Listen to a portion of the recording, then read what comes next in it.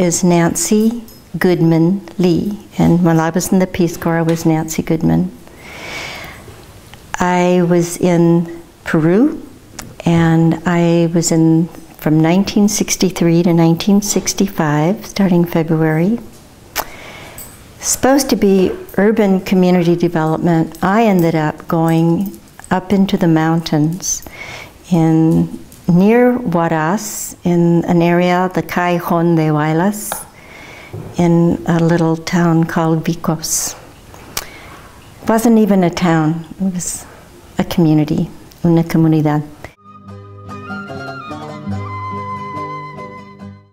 Thinking over such a long period of time, I still have friends that I am in contact with that I've had all those years. How many years is it now? 63? And this is 50 years. Friends of mine, in fact, you remind me of my good friend Bob, who was in the Peace Corps with me all the way through from Peace Corps training, and even though I didn't stay in the barriada, he had been assigned to the same barriada that I was out of our group of 40-some people, and then we were also put up together in the mountains, and he met his wife there, who was also a Peace Corps volunteer, who came a few months after we did from another training group. And they have been my dear friends forever. They live in Berkeley. And I was thinking about that, about all the great friendships that I've had, including when I was teaching. I had taken over this little school. It was an auxiliary school of the main school in the community. And I had taken it over from another volunteer who was in the group ahead of me. I think she was in Peru 3. And Betty was her name. She had a 16-year-old girl helping her because this little girl, Marcela, could speak some Spanish as well as Quechua. And Marcela then helped me as well and became my close friend. And it was maybe 6 months ago, I received a phone call, first an email from somebody who was doing her graduate work or research work in Vicos. And Marcela said, please help me find Nancy, please help me find Nancy. They were able, first they tried through the Peace Corps, and the Peace Corps had no record of me. But through my husband, who was a pretty phenomenal guy in his own right, for sure, and they were able to find me through him. And it turns out that Vince and well, it was just amazing to talk to Marcela, if you can imagine, after all these years. I mean, how wonderful is technology?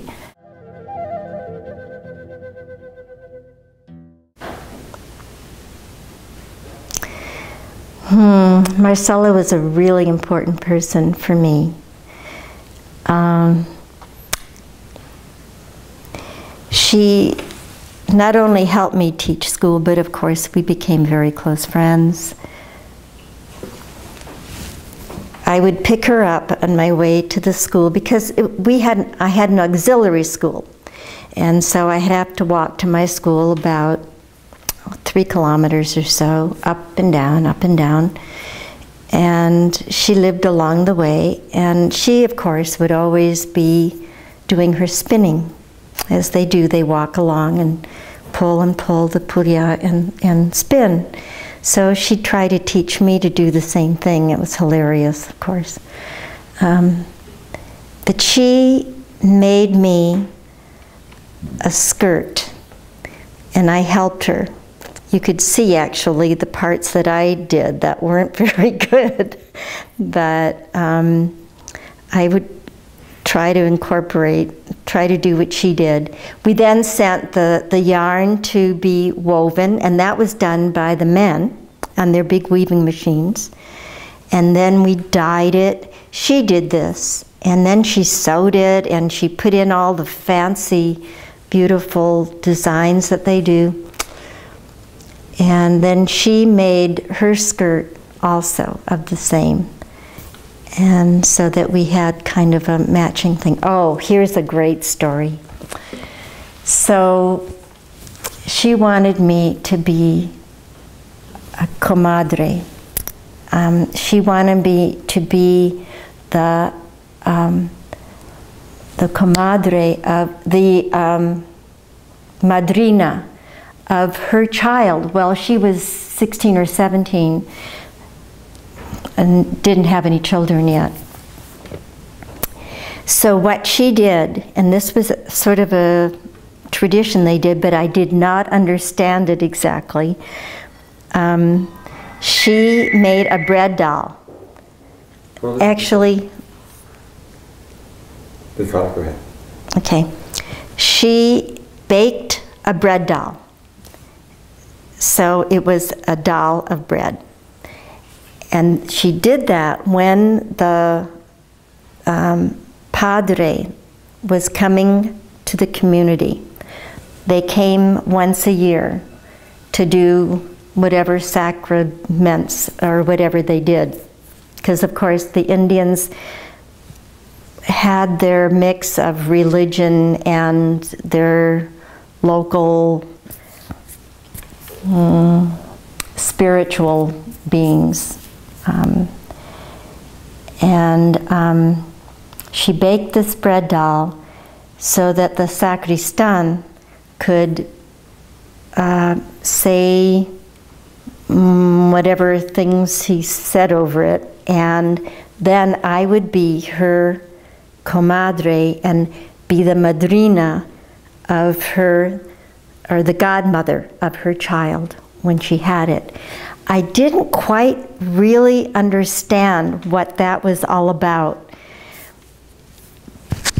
I just didn't quite get what all that was. And so I took this bread doll that she had baked, and I went up to the padre, and she kept saying, "Señorita, señorita." I was supposed to go up to the sacristan, to the, I don't know what that would be called in English, but the helper of the priest. And but I went up to the priest, and the priest was an old guy, and he kind of partly blind, and he started saying all this hocus pocus stuff. Sorry, but that's how I feel about it, over the bread doll.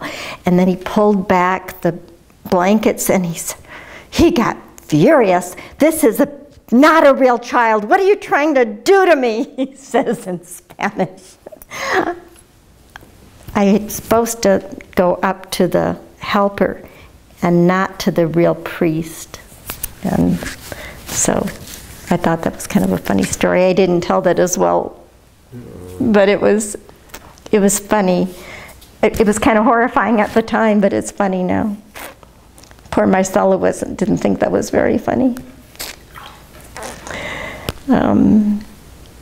So she did end up having children. She had 5, and her youngest was named Nancy.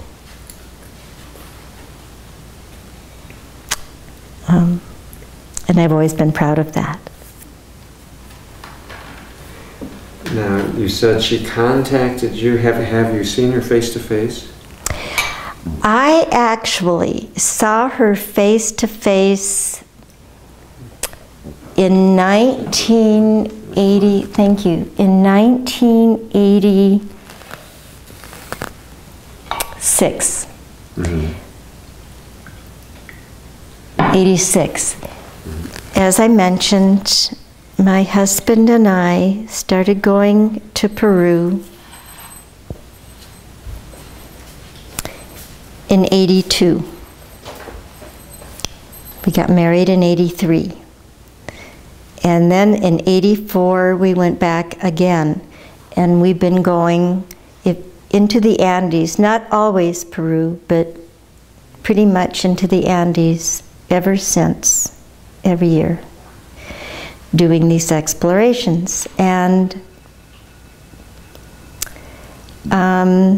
one year, it was '86, I said, I want to go back and see my friends. And I did. And I saw first Marcela's sister. So that was 20-some years after. Now it's 50. And Marcela at that time had had her children. And the youngest was being carried on her back. And her name was Nancy. I never did meet who was my goddaughter because she had already grown and was gone. So that was when I saw her last.